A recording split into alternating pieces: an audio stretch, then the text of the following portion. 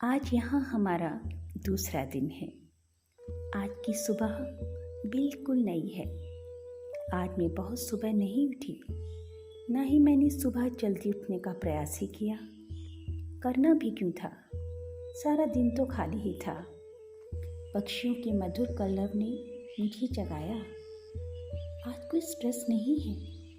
मैंने उठकर पानी गर्म किया, पिया, फ़ोन उठाया और चल दी उन हरे भरे दोस्तों से गुफ्तगू करने के लिए। आज जंगल के बीचों बीच ओस से भीगी घास पर नंगे पैरों चलना मानो मैं मखमल पर चल रही थी।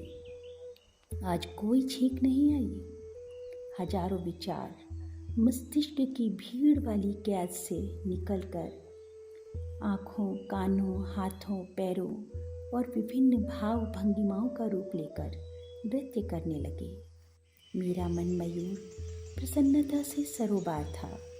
इतना सुखद अनुभव, मेरा अंग प्रत्यंग रोमांचित था। मैं नृत्य करने लगी।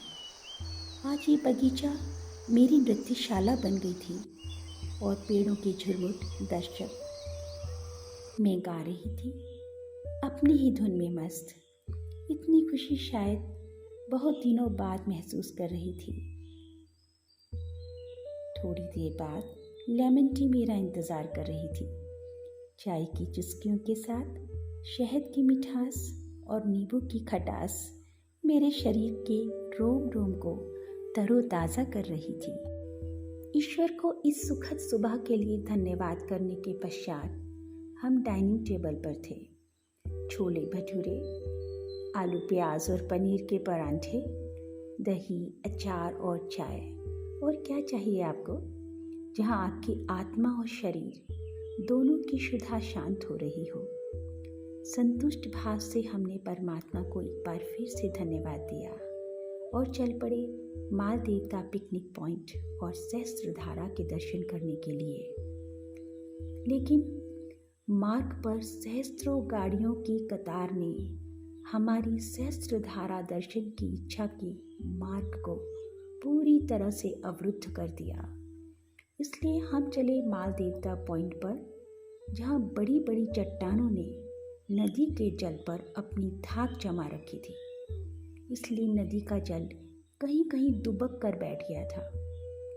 कहीं कहीं थोड़ा सा झांक कर हम जैसे पर्यटकों को देखकर अभिवादन करता, मुस्कराता और अपनी लाचारी को व्यक्त करता हुआ कहता, अभी मेरा समय आने में कुछ वक्त बाकी है, फिर बताऊंगा इन चट्टानों को। इन्हें अपने वेग से बहा ना दूं तो कहना। सूरज भगवान भी कुछ कम नहीं थे। उन्होंने कहा, जल नहीं तो क्या, मैं तो हूँ। अपने प्रचंड वेग से आपका पूरी तरह से स्वागत करूँगा। और उन्होंने हमारा इतना स्वागत किया कि हम अतिथियों को ही उनसे जाने की अनुमति मांगनी पड़ी। सोच रही थी, ज़्यादा प्रभावशाली लोगों से थोड़ी दूरी ही बनाकर रखनी चाहिए। बल के प्रभाव में वो हमारे लिए कुछ भी कर सकते हैं, तो हमसे ज़बरदस्ती कुछ भी करवा भी सकते हैं। सब कुछ उनके मूड पर ही तो निर्भर करता है। इसलिए कुछ अपने जैसों की खोज में चल पड़े। तभी किसी कृशकाय जलधारा ने इशारे से बुलाया, बैठाया, प्यार से सहलाया और अपनी शीतल धारा से दुलार किया। सारे गिले शिकवे दूर हो गए। शायद यही जीवन है। रिक्तता के बाद पूर्ति उस रिक्तता के एहसास को भी समाप्त कर देती है और जीवन अपनी नई राह पर चल देता है। यूं ही राहें दर राहें जो कभी भी समाप्त नहीं होता, शाश्वत रूप से चलता ही रहता है। ये रिक्तता ही तो जीवन की पूर्णता को पाने की प्रेरणा है।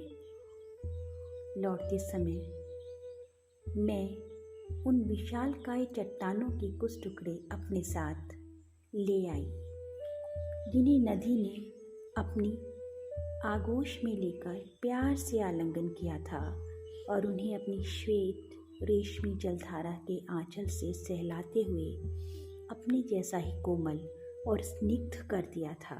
मेरा विश्वास है कि प्रेम, सहजता और सरलता का स्पर्श कठोर पाषाण को भी निर्मल एवं मखमली बालू बना देता है। मैंने भी उन टुकड़ों में अपने बचपन की सरलता, सहजता, मासूमियत और चुलबुलेपन को भरकर अपनी हथेलियों और उंगलियों के बीच उछाल दिया।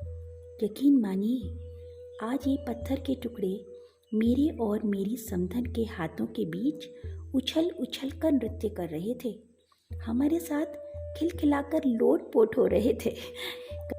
कठोरता से अलग किए गए, प्रेम जल से स्निग्ध आकार दिए गए ये टुकड़े मेरे इस ढलते हुए जीवन में मेरे बचपन की स्फूर्ति, खुशी और सुकून को दे गए थे। जीवन भी कुछ ऐसा ही है। जब भी कठिन समय हो, उसे प्रेम, विश्वास और धैर्य रूपी जल से स्निग्ध करते हुए विभिन्न परिस्थितियों से आशा और सावधानी से गुजारना चाहिए, तो ये सरल और सहज हो जाता है। इसमें हमेशा खुशी और सुकून बना रहता है। जीवन का उद्देश्य सफलता नहीं, सरलता होना चाहिए।